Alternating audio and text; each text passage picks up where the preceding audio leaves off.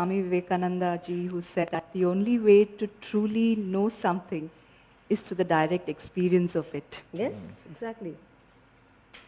When I had my initial meetings and there would be a senior RSS Pracharak holding the session, it always begins by asking everyone who's present there to introduce themselves. And you have to say your full name. So every time I would say Sinu Joseph, I would assume and wait, okay, now there's going to be that jibe about conversion or some remark like that. You know, I would just hold my breath and wait for it. But I was always taken aback and really surprised that they would throw in stories from the Bible. Yeah. They would tell me incidents of what Jesus did. These things would be added into the conversation and addressed in a very general manner. And even when I met people on a one-on-one basis and they would understand my work in the social space, without any hesitation they would remark, oh, you come from a Christian background, they do a lot of charity. Maybe that's where you learned it from. And it's funny because I did not learn charity. I learned seva, and I learned that from the RSS. And seva does not mean that you do someone a favor. It means that you thank them for the opportunity to serve them. So everything that I have learned has come from who we fear. And this fear is often something that's there in the mind.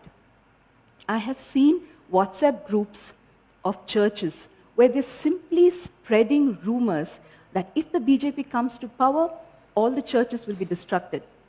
Yes. So when have you seen this happen? Do you have any concrete evidence of this having happened? Have you ever made that effort to go out there and meet these people who you are so fearful about? When I was working once with Vanavasi Kalyan Ashram, and there are so many organizations that we would not even know the names of. They do amazing work in a place called Dandeli, a hilly area, a tribal area.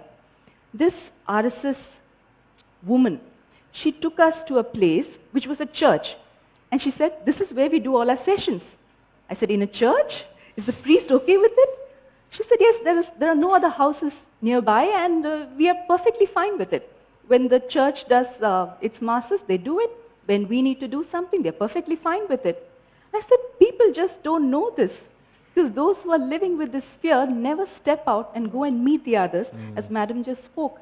So I think that effort has to be made. It happened for me by chance and I'm so grateful for it.